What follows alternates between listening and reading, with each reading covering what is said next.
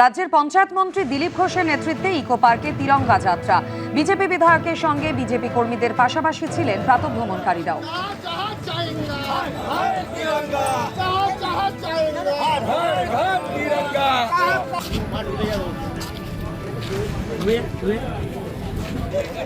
দেখুন, এক সপ্তাহ ধরে তিরঙ্গা যাত্রা চলছে, 15 তারিখ অবধি চলবে। তো গ্রামে গঞ্জে শহরে সব জায়গায় তিরঙ্গা যাত্রা হচ্ছে। এখানে পার্কেতে বহু লোক বেড়াতে ব্যায়াম করতে আসেন প্রতিদিন।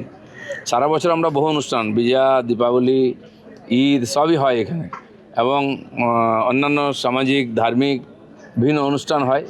তো আজকে আমরা এখানেও সবাইকে নিয়ে তিরঙ্গা যাত্রা করলাম। সারা ভারতবর্ষের সঙ্গে পশ্চিমবাংলায়ও স্বাধীনতা দিবসকে নিয়ে খুব উন্মাদনা শুরু হয়ে গেছে।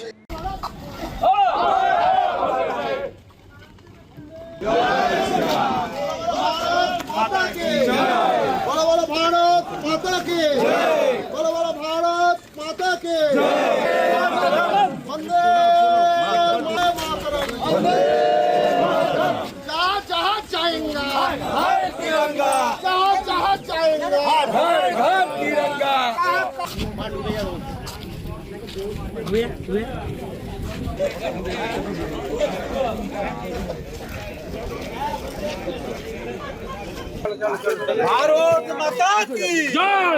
भारत माता की जय।